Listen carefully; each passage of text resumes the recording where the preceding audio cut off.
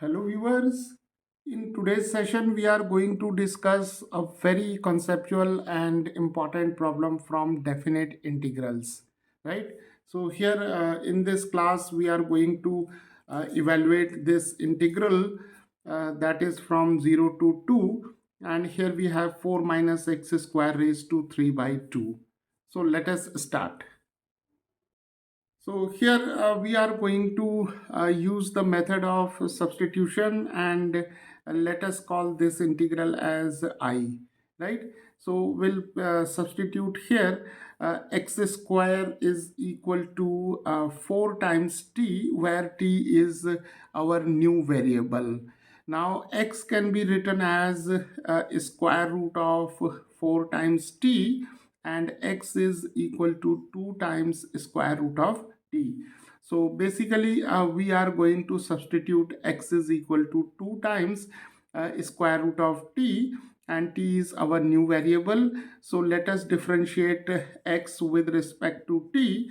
So dx over dt is equal to 2 times the derivative of square root of t, right? And the derivative of square root of t with respect to t is 1 over 2 times square root of t. 2 and 2 get cancelled, and we have 1 over square root of t. So now a dx can be written as dt over square root of t, and let us change the limits accordingly. So here x varies from 0 to 2. So when x is 0, then the value of t can be obtained from this relation, right? So t is x square over 4. So when x is 0, we have 0 square over 4, that is 0.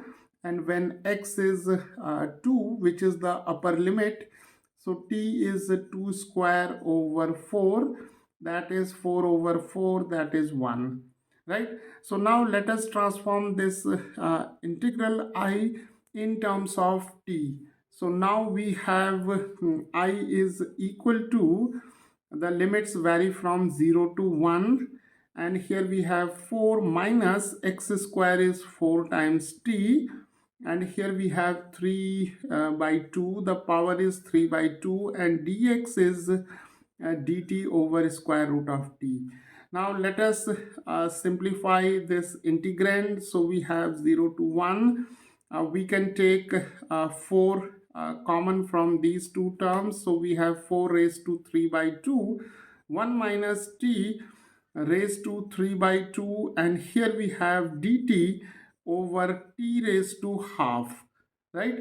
So now we can write I is equal to 4 raised to 3 by 2 is given by 4 cube raised to half. So this is 64 raised to half, that is 8 square raised to half. 2 and 2 get cancelled, so we are left with 8.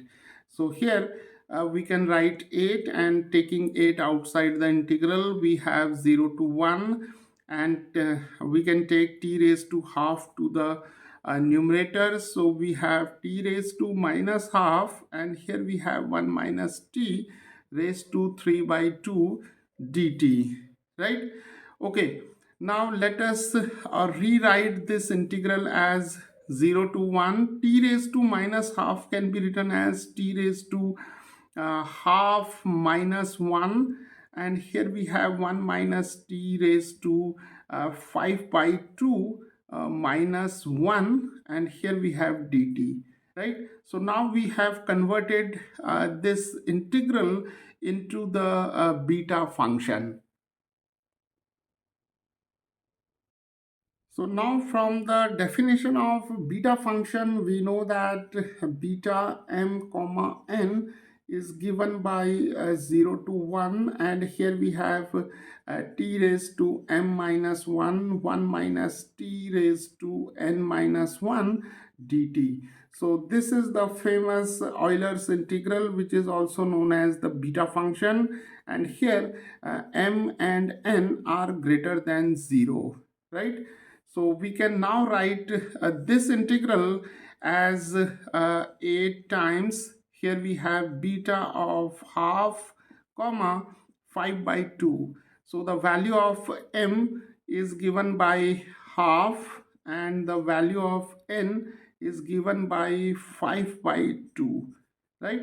So now we have this integral I as 8 times beta half comma 5 by 2, right?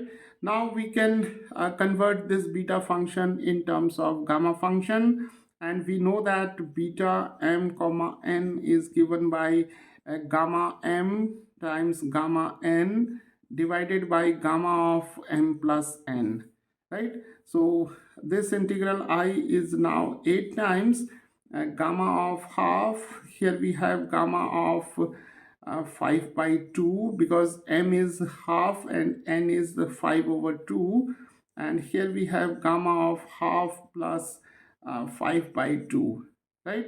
Okay, now we know that gamma of half is given by square root of pi, and gamma 5 by 2 can be written as 3 by 2 plus 1, and which can be written as 3 by 2 times gamma of 3 by 2, and here we have 3 by 2. Gamma 3 by 2 can be written as half plus 1, so this is 3 by 2 times half, and here we have gamma of half, right? So this is 3 by 2 times half times square root of pi, because gamma half is square root of pi. So here to get the value of gamma of 5 by 2 as 3 by 2 times half times square root of pi, we have used here the result, that is gamma n plus 1 can be written as n times gamma of n, right? So now our integral I takes the form, we have 8 times gamma of half is square root of pi, and gamma of 5 by 2 is 3 by 2 times half times square root of pi, and in the denominator we have gamma of half plus 5 by 2, which is 1 plus 5 over 2. This is gamma of 6 over 2. This is gamma of 3, and we know that gamma n plus 1 is given by n factorial, where n is some positive integer, right? So here gamma 3 can be written as gamma of 2 plus 1, which is equal to 2 factorial, that is equal to 2 times 1, that is 2, right? So here we have 2. So now we have 8 times square root of pi times square root of pi is pi. Here we have 3 over 4, and here we have 2, so we can write it as 1 over 2. So 4 times 2 is 8, so here 8 and 8 get cancelled, and we are left with only 3 times of pi, right? So viewers, the value of this integral is given by 3 times pi. So this is how, by making use of the concept of beta gamma functions, we can evaluate these kind of integrals. Hello viewers, in today's session we are going to discuss a very important definite integral, in which the integrand is of the form 1 over square root of q, where q is a quadratic polynomial, that is ax square plus bx plus c, right? So here we have the integrand of the form 1 over square root of q. So now here we see that we have the integral from 0 to 3, and here we have 1 over square root of 3x minus x square dx. So let us call this integral as I, and here the quadratic polynomial is given by 3x minus x square, right? Okay, So now to solve these type of integrals, what we usually do, we try to make a perfect square. That is, we'll try to express this quadratic polynomial in terms of a perfect square, right? So for this, what we will do, we'll first take, because here the coefficient of x square is -1. So what we will do, first step is to take negative sign common from these two terms. So we have x square minus 3x, right?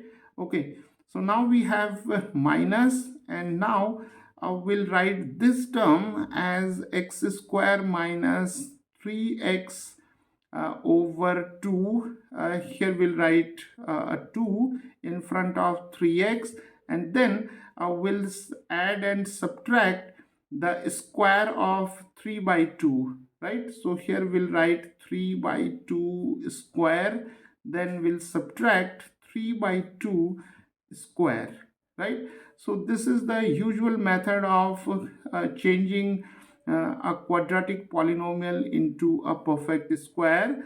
So now we have x square as a square, then we have the term 2ab, right? So here we have 3 by 2 whole square as b square, right? And the middle term, that is 2 times 3x over 2, is minus 2ab, right?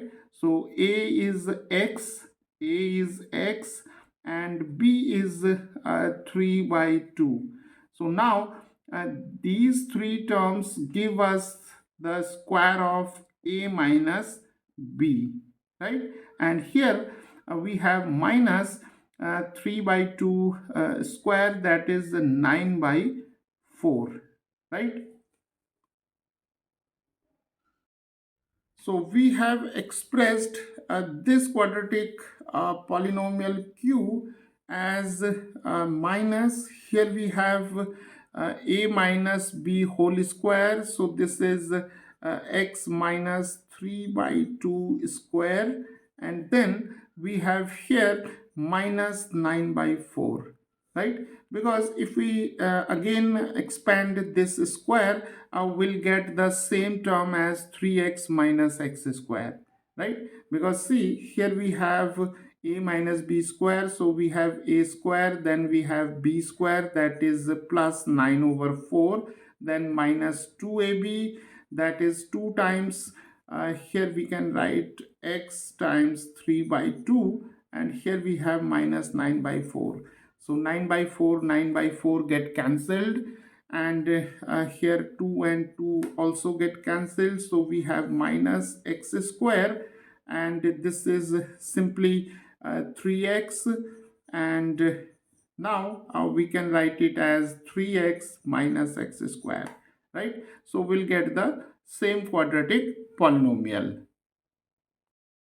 So now we can write our integral I as 0 to 3, then we have dx, and here we have square root of minus uh, x minus 3 by 2 square minus 9 by 4, which can also be written as 9 by 4 minus x minus 3 by 2 square, right? So multiplying these two terms by negative sign, we have now this quadratic polynomial. So we can write it as 9 by 4 minus x minus 3 by 2 square. So now to move further, what we will do, will make use of the method of substitution. So let us take a new variable z, that is equal to x minus 3 by 2. So dz over dx, differentiating z with respect to x, we have dz over dx is equal to 1, because the derivative of x with respect to x is 1, and derivative of 3 by 2 being a constant, it is 0, right? So we have dz is equal to dx. Now the limits of integration vary from 0 to 3. So when x is 0, then the value of z is 0 minus 3 by 2, that is minus 3 by 2. and when x is 3, then the value of z is 3 minus 3 by 2, that is 6 minus 3 over 2, that is 3 over 2, right? So now the integral I can be written as the limits are from minus 3 by 2 to 3 by 2.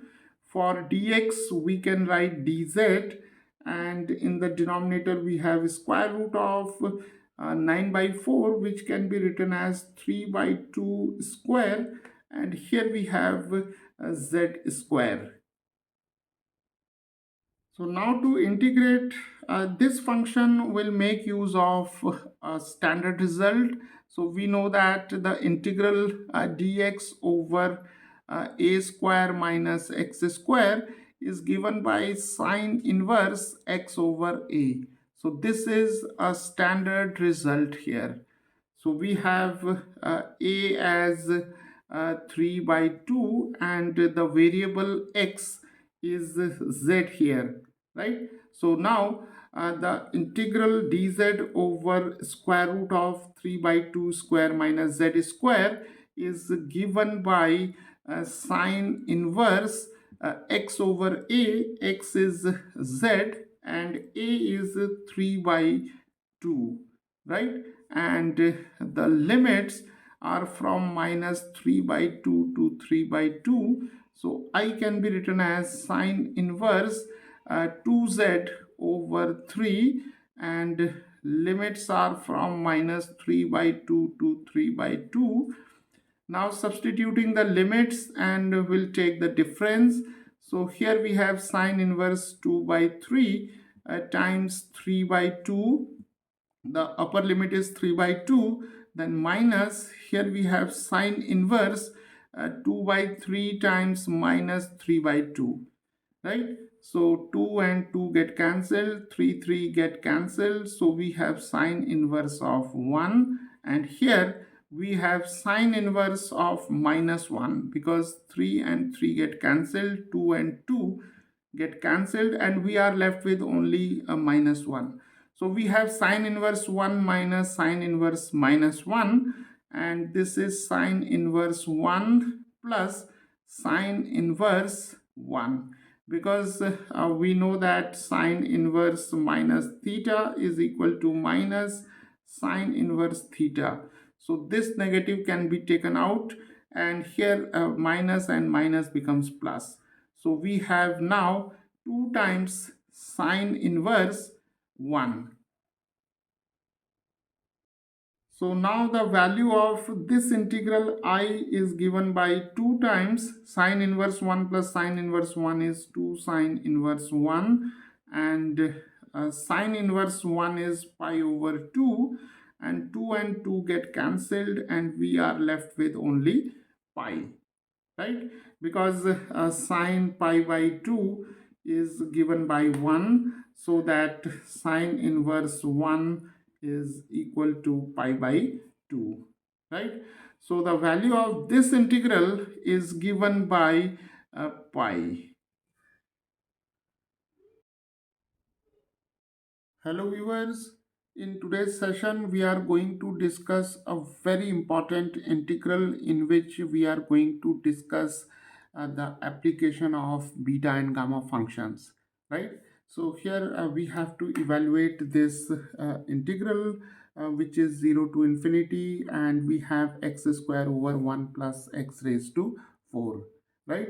So let us start. So let us first take this integral as I, right? Now here what we will do, we'll first take help of the method of substitution, and we'll take the term x raised to 4 as t, right? So here our new variable is t, and we are making this substitution because we are going to convert this integral into the beta function. So now we have x raised to 4 is equal to t, so that x can be written as t raised to 1 over 4. Now let us differentiate x with respect to t. So we have dx over dt is equal to the derivative of t raised to 1 by 4, and here we'll make use of the power rule. So we have 1 over 4 t raised to 1 over 4 minus 1. So this is 1 over 4 t raised to minus 3 over 4, right? So now dx can be written as 1 over 4 t raised to minus 3 by 4, and here we have dt. So the value of dx is given by this expression. Now see, here the limits of integration vary from 0 to infinity. So let us change the limits accordingly. So when x is 0, then the value of t is also equal to 0, right? And when the upper limit, that is x, tends to infinity, then t also tends to infinity. So the limits of integration remains the same. So we can now write this integral I in terms of t as 0 to infinity. Here we have x square.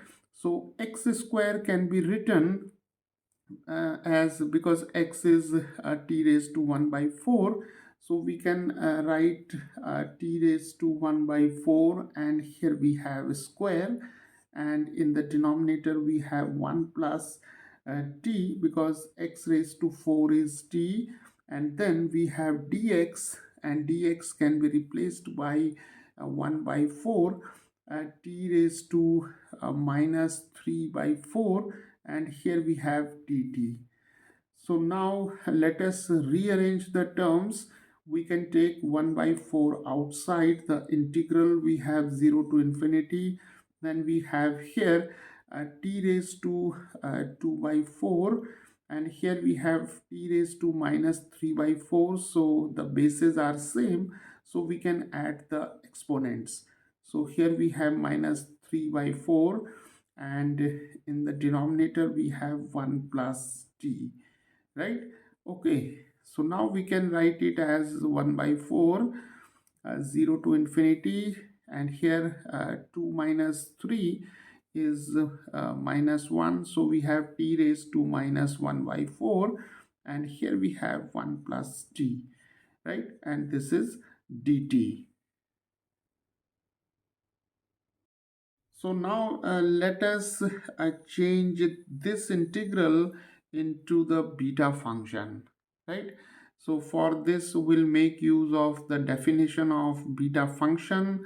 So beta function is given by beta m comma n, and here we have the integral 0 to infinity, and we have t raised to say m minus 1, and here we have 1 plus t raised to m plus n, and here we have dt.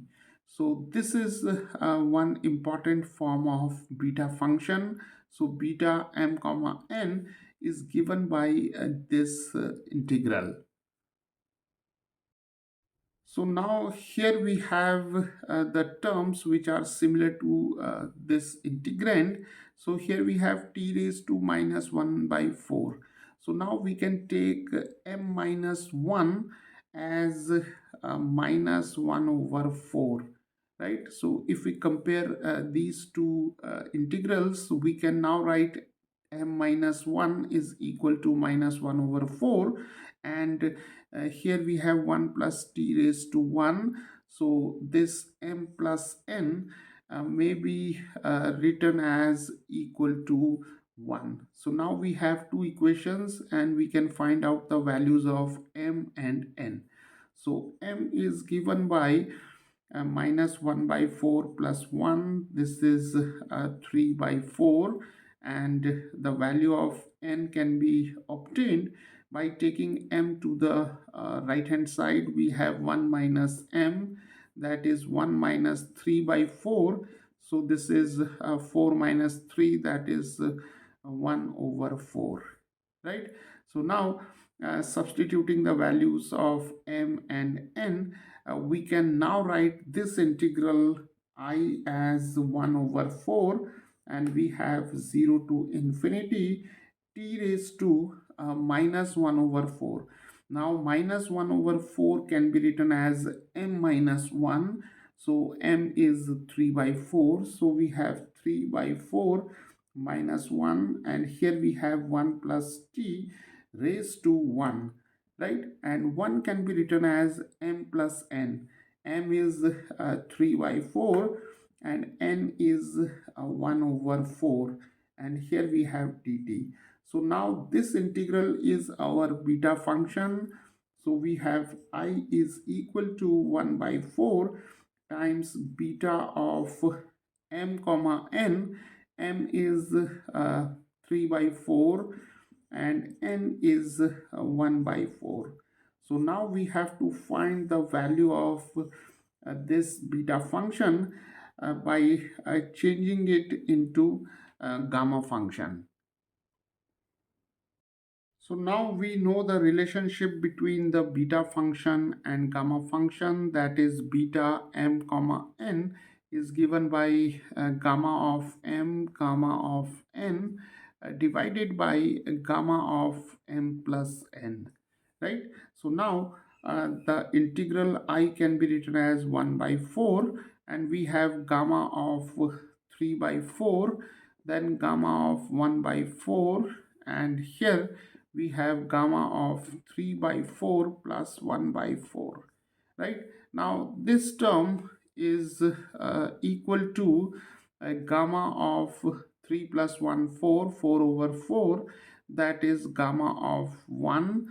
4 and 4 get cancelled, and gamma of 1 is equal to 1, right?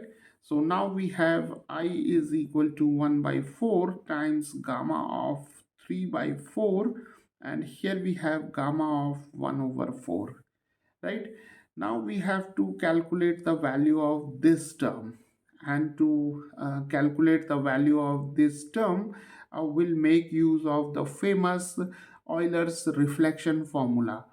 Now the Euler's reflection formula says that gamma of 1 minus n times gamma of n is equal to pi divided by sine n pi, right?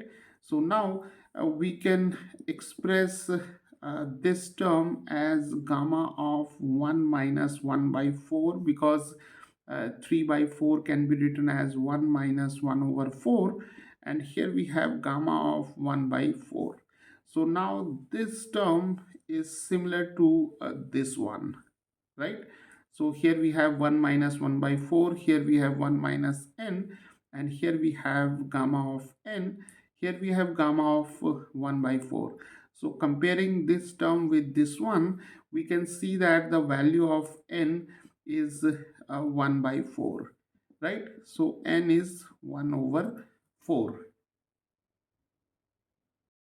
So now the value of this integral I can be written as 1 by 4, and this expression can be replaced by pi over sine of n pi. N is 1 over 4, right? So we have sine pi over 4. So we have 1 over 4 pi, and sine pi by 4 is given by 1 over square root of 2. So this is pi times square root of 2 over 4, right? So taking square root of 2 to the numerator, we have pi times square root of 2 over 4. Now we can rationalize this expression by multiplying the numerator and denominator by square root of 2. So we have pi root 2 over 4 times root 2 over root 2. So now we have root 2 times root 2 is 2. So this term is cancelled by this one, and here we have 2. So we have pi over 2 times square root of 2, right? So viewers, the value of this integral is equal to pi divided by 2 times square root of 2. So this is how, by making use of the concept of beta and gamma functions, we can evaluate these kind of integrals, right? And moreover, here we can also find out the values of these type of integrals by using the method of residues, that is Cauchy's residue formula.